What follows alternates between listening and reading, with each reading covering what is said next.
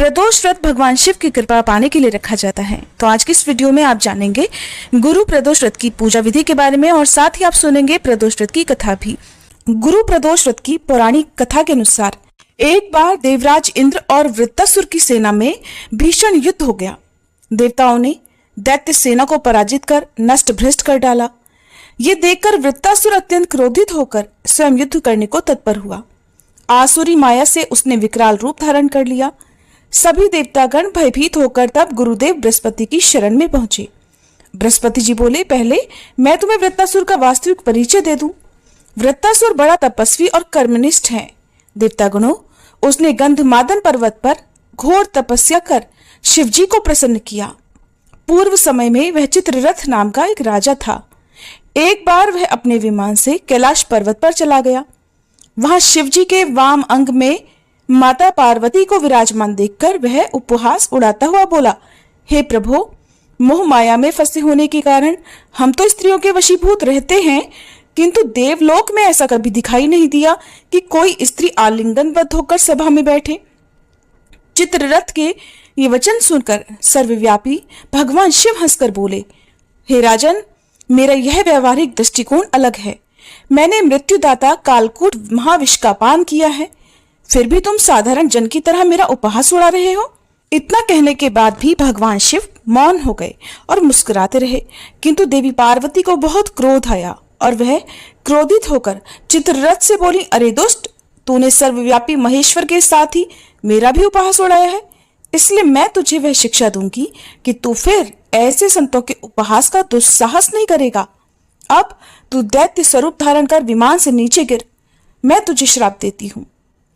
देवी पार्वती के इस शाप से चित्ररथ राक्षस योनि को प्राप्त हो गया और त्वष्टा नामक ऋषि के श्रेष्ठ तप से उत्पन्न होकर फिर वृत्तासुर बना। देवतागणों को आगे बताते हुए गुरुदेव बृहस्पति जी बोले, हे देवतागणों, वृत्तासुर बाल्यकाल से ही शिव भक्त रहा है, इसलिए हे इंद्र, तुम बृहस्पति प्रदोष व्रत कर भगवान शंकर को प्रसन्न करो। तब देवराज ने गुरुदेव की आज्ञा का पालन कर बृहस्पति प्रदोष व्रत किया। इस व्रत के प्रभाव से देवराज इंद्र ने शीघ्र ही वृत्तासुर पर विजय प्राप्त कर ली और फिर देवलोक में पहले की तरह शांति छा गई। इसलिए प्रदोष व्रत हर शिव भक्त को अपने जीवन में अवश्य ही करने चाहिए। एक बार भगवान शिव देवी पार्वती जी के साथ हरिद्वार भ्रमण पर थे। पार्वती जी ने वहां देखा कि सहस्त्रों मनुष्य गंगा जी में स्नान कर हर हर गंगे कहते चले जा रहे हैं, परंतु सभी दुखी और पाप परायण हैं। तब देवी पार्वती जी ने बड़े आश्चर्य से भोलेनाथ से पूछा, हे देव, गंगा में इतनी बार स्नान करने पर भी इनके पाप और दुखों का नाश क्यों नहीं हुआ? क्या अब पवित्र गंगा जी में लोगों के पापों का नाश करने की शक्ति नहीं रही? तब भगवान शिव देवी पार्वती से कहने लगे, प्रिय, गंगा में तो आज भी वही शक्ति है, परंतु इन लोगों ने पाप नाशिनी गंगा में स्नान ही नहीं किया है, तब भला इन्हें लाभ कैसे होगा? देवी पार्वती ने यह सुनकर बड़ा आश्चर्य किया। फिर पूछा, प्रभु, स्नान कैसे नहीं किया? मैं तो देख रही हूँ कि सभी तो गंगा से स्नान करके आ रहे हैं और अभी तक तो इनके शरीर भी गीले हैं। तब भगवान शिव ने कहा कि देवी, ये तो केवल जल में डुबकी लगाकर आ रहे हैं, मैं तुम्हें इसका रहस्य कल समझाऊंगा। अगले दिन बड़े जोर की बरसात होने लगी। सारी गलियां कीचड़ से भर गई। एक चौड़े रास्ते में गहरा गड्ढा था, उसके चारों ओर कीचड़ ही कीचड़ भरा हुआ था। भगवान शिव ने अपनी माया से एक वृद्ध रूप धारण कर लिया और एक दीन विवश की तरह गड्ढे में जाकर ऐसे पड़ गए मानो कोई मनुष्य चलता हुआ गड्ढे में गिर पड़ा हो और निकलने का प्रयास करने पर भी निकल नहीं पा रहा हो। और भगवान शिव ने देवी पार्वती को गड्ढे से थोड़ी दूर ये समझाकर बिठा दिया कि देखो, आप लोगों को सुनो सुनो कर पुकारती रहना कि मेरे वृद्ध पति अचानक गड्ढे में गिर पड़े हैं, कोई पुण्यात्मा इन्हें निकाल कर इनके प्राण बचाए और मुझ अबला की सहायता करे। भगवान शिव ने कहा कि देवी, जब कोई भी मुझे गड्ढे से निकालने के लिए तैयार हो, तब तुम उनसे बस इतना कह देना कि मेरे पति सर्वथा निष्पाप हैं, इन्होंने अपने जीवन में कभी कोई पाप नहीं किया है, इसलिए इन्हें वही छुए जो स्वयं निष्पाप हो। अगर आपने अपने जीवन में एक बार भी कोई भी छोटे से छोटा पाप तक नहीं किया हो, तभी मेरे पति को हाथ लगाना, नहीं तो हाथ लगाते ही आप भस्म हो जाएंगे। तथास्तु कहकर देवी पार्वती जी गड्ढे के किनारे बैठ गईं। और फिर आने जाने वाले लोगों को भगवान शिव की सिखाई हुई बात कहने लगी।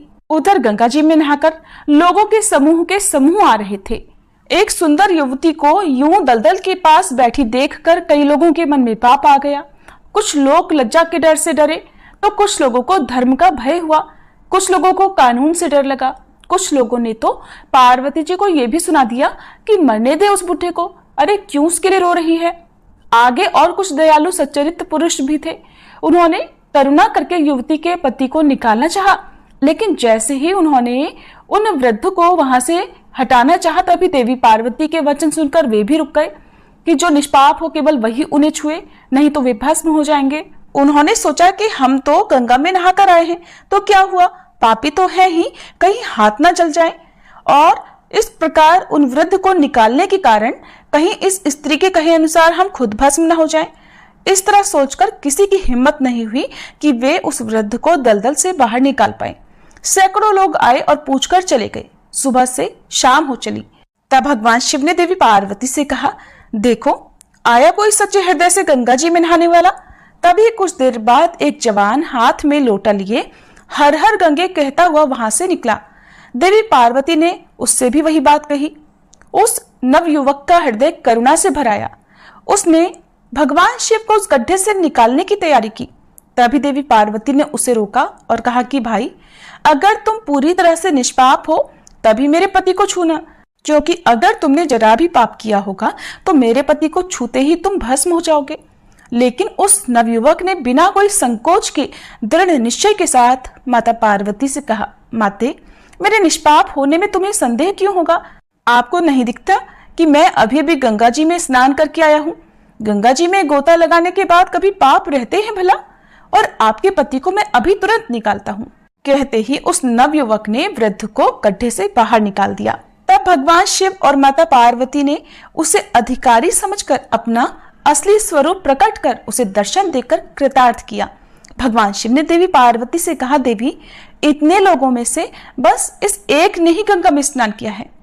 इस दृष्टांत के अनुसार जो लोग बिना श्रद्धा और विश्वास के, केवल दंभ के लिए, केवल पाखंड के लिए गंगा जी में स्नान करते हैं, उन्हें वास्तविक फल नहीं मिलता। लेकिन इसका ये मतलब नहीं कि गंगा स्नान व्यर्थ जाता है। गंगा स्नान का बहुत पुण्य भी है। गंगा स्नान करने से सभी पापों से तो मुक्ति मिलती ही है, साथ ही मोक्ष की भी प्राप्ति होती है। ऐसा हमारे धार्मिक पुराणों में वर्णन है। ये थी आज की कहानी। आपको कैसी लगी कमेंट बॉक्स में जरूर बताइएगा। गुरु प्रदोष व्रत भगवान शिव की कृपा दिलाने वाला और अत्यंत मंगलकारी माना गया है। त्रयोदशी व्रत रखने वाले भक्तों को, अर्थात प्रदोष व्रत रखने वाले भक्तों को 100 गाय दान करने का फल प्राप्त होता है और ये सभी प्रकार के कष्ट और पापों को भी नष्ट करता है। जो भक्त किसी कारण से उपवास ना रख पाए, उन्हें भी प्रदोष काल के समय भगवान शिव की पूजा करके इस व्रत कथा को पढ़ना और सुनना चाहिए। ऐसा करने से भी भगवान शिव अपने भक्तों की मनोकामनाएं पूर्ण करते हैं। प्रदोष व्रत के दिन जो भी भक्त भगवान शिव की उपासना करता है, भगवान शिव उनकी सभी मनोकामनाएं पूर्ण कर देते हैं। गुरु प्रदोष व्रत रखने से आपको मनचाहा जीवन साथी मिल सकता है। अगर आपके शत्रुओं से, विरोधियों से आपको परेशानी हो रही है तो विरोधी शांत हो सकते हैं। इसके अलावा संतान संबंधी समस्याएं भी दूर हो जाती हैं। आज के दिन जो भी भक्त सच्चे मन से प्रदोष काल में भगवान शिव की पूजा विधि विधान से करता है, उनके द्वारा की गई पूजा को भगवान शिव जरूर स्वीकार करते हैं। सुबह के समय जल्दी उठकर स्नान आदि से निवृत्त होने के बाद साफ स्वच्छ सफेद रंग के वस्त्र धारण करने चाहिए। गुरु प्रदोष व्रत है तो पीले रंग के वस्त्र धारण करना भी बहुत शुभ रहता है। इसके बाद हाथ में जल और पुष्प लेकर व्रत रखने का संकल्प लिया जाता है। भगवान शिव को सुबह के समय जल और बेलपत्र जरूर अर्पित करें, धूप दीप जलाएं, व्रत की कथा पढ़े सुने, ओम नमः शिवाय मंत्र का जाप आपको करना चाहिए।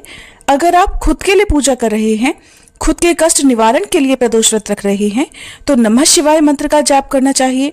अपने परिवारजनों के लिए या किसी और के लिए व्रत रख रहे हैं तो आपको ओम नमः शिवाय मंत्र का जाप करना चाहिए।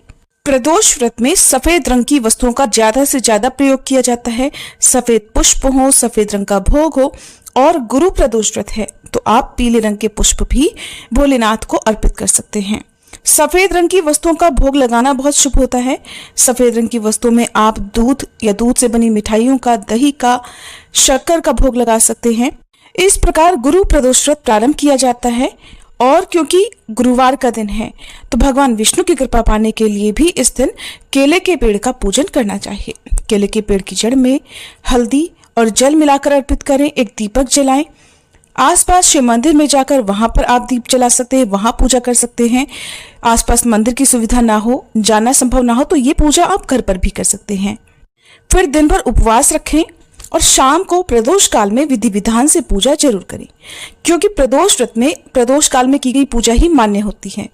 इसके लिए एक बार फिर से स्नान आदि से निवृत्त हो जाएं, साफ स्वच्छ वस्त्र धारण करें, हाथ जोड़कर भगवान शिव से प्रार्थना करें कि आपके द्वारा की जाने वाली पूजा को स्वीकार करें। फिर आप आज के दिन शाम को प्रदोष काल में 8 दिशाओं में 8 दीपक भी जरूर जलाएं। 8 दिशाएं कौन कौन सी हैं?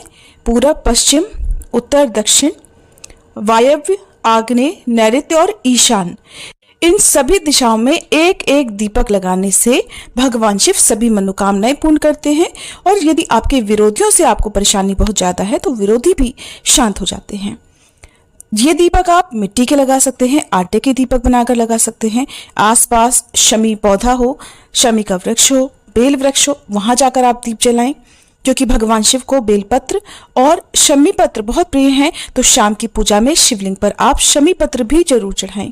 इनके अलावा भांग, धतूरा और जो भी आपकी सामर्थ्य उसके अनुसार सामग्रियों को रखकर भी आप पूजा कर सकते हैं।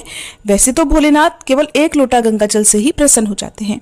फिर विधि विधान से हाथ में पुष्प रखकर व्रत की कथा पढ़नी और सुननी चाहिए। मंत्रों का जाप करें। शिवलिंग की पूजा यदि कर रहे हैं तो केवल आधी परिक्रमा ही की जाती है। और घर पर यदि आप पूजा कर रहे हैं तो जो भी भोग आपने भगवान को अर्पित किया है उसका एक हिस्सा आपको गौ माता को या बैल को खिलाना चाहिए और दूसरा हिस्सा आपको परिवारजनों में बांटना चाहिए। तीसरे हिस्से से आपको खुद अपना उपवास खोलना चाहिए। भगवान शिव को अखंडित चावल ही अर्पित किए जाते हैं, यानी कि भगवान शिव की पूजा में टूटे फूटे चावल का प्रयोग निषिद्ध माना गया है। तो ऐसे में आप 1 मुट्ठी अखंडित चावल भगवान शिव को अर्पित करें।